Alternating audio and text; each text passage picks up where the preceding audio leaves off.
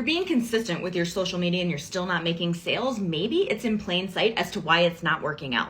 Make sure you save this because these 6 things could literally make you a lot more money with still making the same content, just making these 6 really small changes.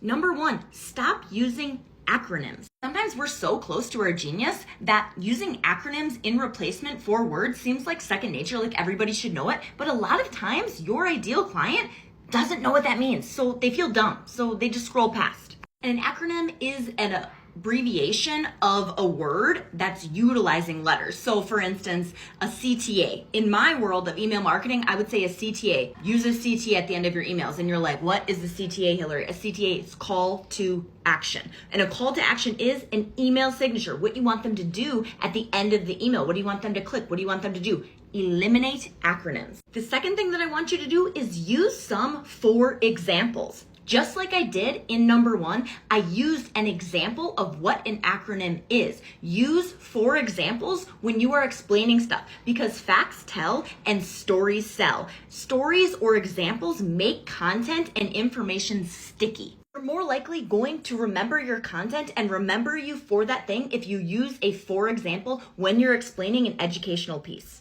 To piggyback off of that, the third thing that you can do to get people to consume more of your content and align with it to then make more sales is utilize some metaphors in there or some analogies. What are they? For example, not utilizing an analogy or a metaphor inside of your content is kind of like going and getting movie theater popcorn and choosing to not have butter on it. I'm sorry, but that's just dry and bland and it just doesn't land. It doesn't taste as good. Number 4, make your content digestible.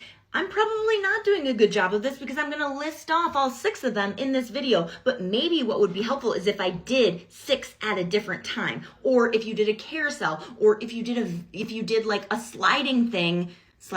Oh my gosh, Hillary, if you did multiple screens in a story or you did it in a carousel, you would have different points across. Make it easy for them to read, to digest, to understand. Consistency in how you're showing up in your content is the last point that I want to make. I have a lot of videos that I'm posting here in my home office. It's consistent. You know that I'm going to do some talking head content, or the second option that I do a lot of content is I will record it in my car. You kind of just know. Another thing is that you are your brand. You are your best logo. So I think that showing your face and making sure that you're having good lighting when you're talking or doing talking head content, it's going to be extremely valuable, more valuable than even the colors that you use or the fonts that you decide to have or the captions that you do. Cutting out some dead space is another thing that can leverage you that 1% better. But go back and watch this video, listen to all of the points that I make sure you save it if you don't have time.